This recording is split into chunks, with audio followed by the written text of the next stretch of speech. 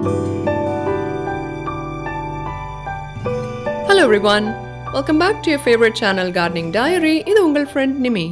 இன்னைக்கு நம்ம பார்க்க போற விஷயம் உங்கள நிறைய பேர் ஃபேஸ் பண்ற ஒரு ப்ராப்ளம் பத்தி தான். கார்டனிங் டைரி வாட்ஸ்அப்பில் கனெக்ட் பண்ணும்போது நிறைய பேர் பிக்சர் ஷேர் பண்ணீங்க இல்லையா? அப்போது இந்த இஷ்யூ நிறைய பேர் ஃபேஸ் பண்ணினீங்க. அதை பற்றி தான் இன்றைக்கி நம்ம டிஸ்கஸ் பண்ண போகிறோம். அது என்னென்னா ஒரு பெஸ்ட். ரோஸில் நிறைய இஷ்யூஸ் உண்டு. அதில் ஒரு பெஸ்ட் பற்றி தான் இன்றைக்கி பார்க்க போகிறோம். அது மைட்ஸ். பெங்களூர் குரூப்பில் இருந்து கூட ஒருத்தங்க கேட்டிருந்தாங்க, ஸ்பைடர் மைட்ஸ் அட்டாக் வந்துச்சுன்னா அது எப்படி இருக்கும், அதை நம்ம எப்படி சரி பண்ணுறது அப்படின்றத பற்றி போட கேட்டிருந்தாங்க. என்னோடய பிளான்ட்டில் இன்றைக்கி தான் நான் அந்த இன்ஃபெஸ்டேஷனை சரியாக கவனித்தேன்.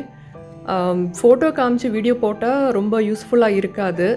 அப்போது ஸ்பைடர் மைட்ஸ்னால் என்ன, அது நம்ம செடியில் அஃபெக்ட் ஆகிருக்கு அப்படின்னு நம்ம எப்படி கண்டுபிடிக்கிறது, அப்புறம் அதை சரி பண்ணுறதுக்குள்ள ஆப்ஷன்ஸ் என்னெல்லாம், அதெல்லாம் தான் நம்ம இன்றைக்கி பார்க்க போகிறோம்.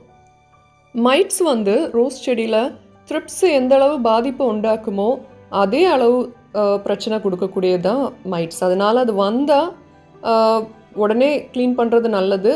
வருமுன் காப்போம் அப்படின்னு சொல்லுவோம்ல, ப்ரிவென்டிவ் மெஷர்ஸ், அது எடுக்கிறது நல்லது. நாங்கள் கண்டினியூஸ் மழையாக இருந்தனால நான் பெஸ்டிசைடு பண்ணுறது லேட் ஆகிடுச்சு, கொடுக்க முடியல.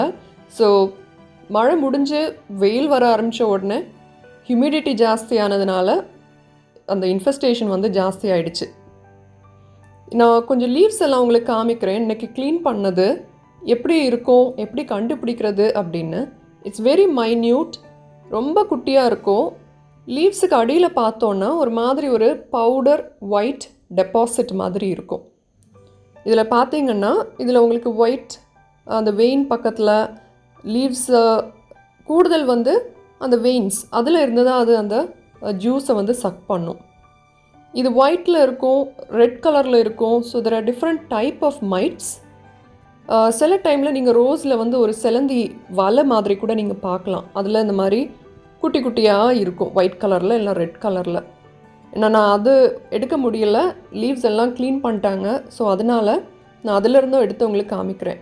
ஃபஸ்ட்டு எப்படி கண்டுபிடிக்கிறது அப்படின்னா, லீவ்ஸுக்கு மேலாப்பில் க்ளீனாக பச்சை கலர் இல்லாமல் கொஞ்சம் கலர் வேரியேஷன் இருக்கும்.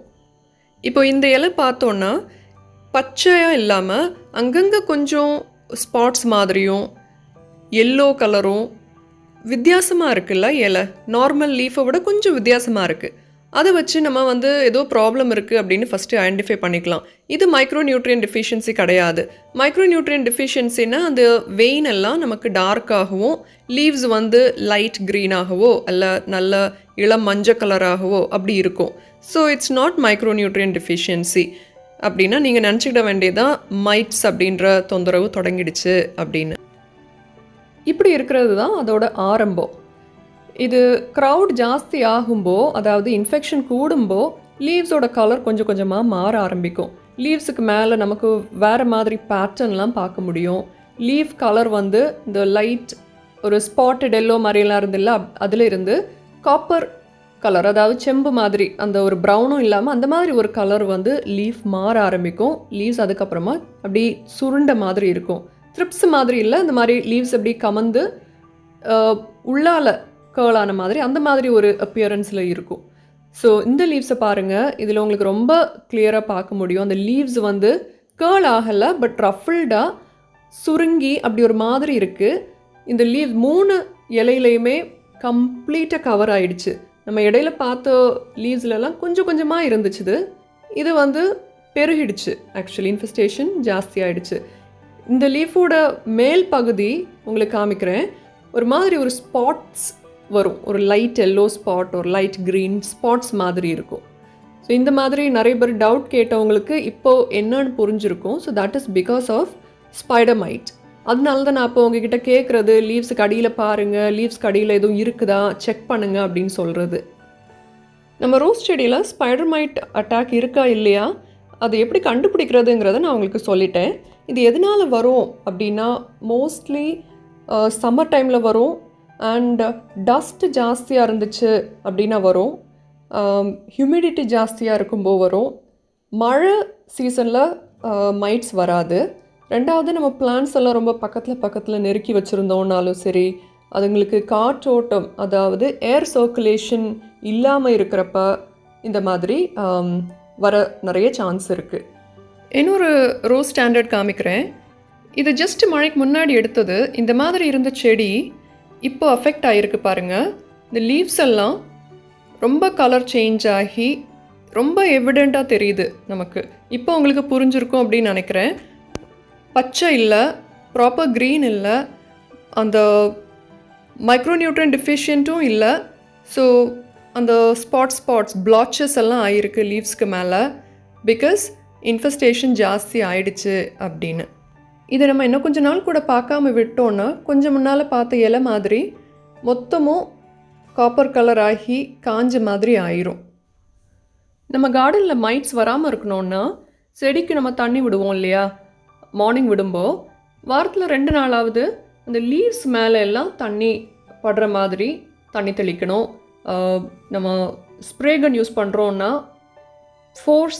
ஃபாஸ்ட் மோடில் வச்சுட்டு லீவ்ஸ் அடியில் லீவ்ஸ் மேலே எல்லாம் தண்ணி படுற மாதிரி வச்சு வாஷ் பண்ணி விட்டோம் அப்படின்னா இந்த டஸ்ட்டு செட்டில் ஆகிருக்கிறதெல்லாம் போயிடும். ஸ்பைடர் மைட்ஸ் வரதுக்கு சான்ஸ் இருக்காது. அப்படி ஸ்டார்ட் ஆகியிருந்தாலும் வாஷ் அவுட் ஆகிரும். பயப்பட வேண்டிய தேவையில்லை. அது ப்ரிவென்டிவ் மெஷர் மாதிரி. நம்ம பெஸ்டிசைட் கொடுத்தோம்னா ஓகே குட், பட் இது நம்ம எல்லாராலையும் ரொம்ப சுலபமாக பண்ண முடிஞ்ச விஷயம். அஃபெக்ட் ஆனதுக்கப்புறம் நம்ம என்ன பண்ணலான்னா, ஃபஸ்ட்டு பண்ண வேண்டியது இந்த லீவ்ஸ் எல்லாம் அந்த செடியிலேருந்து ரிமூவ் பண்ணணும். இதை நான் எடுத்து போட்டிருக்கேன்ல, அந்த மாதிரி எல்லாம் மொத்தமாக எடுத்துகிட்டு பேர்ன் பண்ணிடுங்க.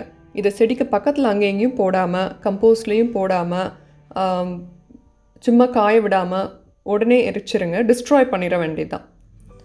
அதுக்கப்புறம் பிளான்ட்டுக்கு ட்ரீட் பண்ணணும். ட்ரீட் பண்ணுறதுக்கு உங்ககிட்ட வேறு பெஸ்டிசைட் இல்லைன்னா neem oil and soap solution அதை மிக்ஸ் பண்ணி ஈவினிங் ஒரு ஸ்ப்ரே கொடுத்துருங்க. மறுபடியும் ஒரு 5 நாள் கழித்து அந்த ஸ்ப்ரே ஒரு வாட்டி கூட கொடுத்துருங்க, வராமல் இருக்கிறதுக்காக. அண்ட் இடையில நம்ம பிளான்ட்ஸ் எப்படினாலும் வாஷ் பண்ணுவோம் இல்லையா, அந்த லீவ்ஸ் எல்லாம் வாஷ் பண்ணுவோம். அண்ட் கண்டினியூஸாக மானிட்டர் பண்ணோம். திரும்ப இருக்குதா, எங்கேயாவது விடுபட்டு இருந்துச்சு அப்படின்னா மறுபடியும் வந்திருக்கா அப்படின்லாம் கவனிச்சுக்கிட வேண்டியதுதான். So that is a simple thing that we can do. Infestation ஜாஸ்தியாக இருந்து இதெல்லாம் பண்ணியும் போகலை அப்படின்னா நம்ம பெஸ்டிசைட் யூஸ் பண்ணலாம். ஏர்லி 2000 சஜஸ்ட் பண்ண பெஸ்டிசைட் என்னென்னா monocrotophos. It's highly poisonous, toxic for humans and birds. ரொம்ப சீப் காஸ்ட் ப்ராடக்ட். நிறைய கண்ட்ரியில் பேன் பண்ணியிருக்காங்க. ஸோ உங்ககிட்ட யாராவது இதை சஜஸ்ட் பண்ணாங்கன்னா ப்ளீஸ் டோன்ட் யூஸ் ஆர் பை. இதில் நான் 2-3 பெஸ்டிசைட் உங்களுக்கு லிஸ்ட் பண்ணுறேன். இதில் ஏதாவது ஒன்று நீங்கள் வாங்கி யூஸ் பண்ணுங்கள். வாங்கி வச்சுக்கலாம், இன்ஃபெஸ்டேஷன் ஜாஸ்தி இருந்துச்சு அப்படின்னா யூஸ் பண்ணுறதுக்கு. மைட் ஸ்பெசிஃபிக்கான பெஸ்டிசைட் பார்த்தோன்னா ஃபஸ்ட்டு உள்ளது mite out, which is organic. Manufacture பண்ணுறாங்கல்ல, அதே கம்பெனியோட ப்ராடக்ட். ஸோ அது கிடைக்கலன்னா பாக்கி கீழே லிஸ்ட் பண்ணியிருக்கிற ப்ராடக்ட் ஏதாவது வாங்கி யூஸ் பண்ணலாம். நான் யூஸ் பண்ணினது ஓமைட். அது local agricultural shop or online. ஸோ உங்களுக்கு எது வசதியோ அதுக்கு ஏற்றாப்புல நீங்கள் வாங்கிக்கலாம். ஓமைட் கிடைக்கலன்னா அதுக்கு அடுத்தபடியாக உள்ள குட் ப்ராடக்ட் ஓபரான். அதான் ப்ராடக்ட் நேம். அந்த கம்பெனி பேர் பேயர். அந்த பாட்டில்லே பேயர்னு எழுதியிருக்கும், விச் இஸ் குட். அதுவும் இல்லை அப்படின்னா லாஸ்ட் ஆப்ஷன் பெகாசஸ், சிஞ்சென்டா கம்பெனியோடது. ஸோ இது 3 வெரி குட் ப்ராடக்ட். சீனியர் ரொசேரியன்ஸ் யார்கிட்ட நீங்கள் கேட்டாலும் இதெல்லாம் அவங்க சஜஸ்ட் பண்ணுவாங்க, இதுதான் அவங்களும் சொல்லுவாங்க. there could be more stronger one. இதில் ஓபரான் அண்ட் பெகாசஸ் ரொம்ப strong item. So Omite is good, என்ன நான் யூஸ் பண்ணுறதுனால சொல்கிறேன். பட் எனிவேஸ் உங்களுக்கு எது கிடைக்குதோ அது நீங்கள் வாங்கி வச்சுட்டு யூஸ் பண்ணிக்கலாம். அப்போ ஃப்ரெண்ட்ஸ், மைட்ஸ் அப்படின்னு ஒரு புது பெஸ்ட்டு பற்றி இன்றைக்கி பார்த்துருக்கோம். அது எப்படி கண்டுபிடிக்கிறது, அதுக்கு என்னெல்லாம் ஈஸியாக பண்ணலாம், அந்த பெஸ்டிசைட் என்ன யூஸ் பண்ணணும் அப்படின்லாம் சொல்லியிருக்கேன். ஹெல்ப்ஃபுல்லாக இருந்திருக்கும் அப்படின்னு நினைக்கிறேன். வேறு questions எதாவது இருந்துச்சு அப்படின்னா do comment below or WhatsApp in Gardening Diary number. Always happy to help. Stay tuned for more videos. சீக்கிரமாக I'll come back with updates around fertilizers. Till then, happy gardening. Keep watching, grow roses and have fun. So until next time, this is your friend Nimi saying goodbye from Gardening Diary. Bye bye everyone.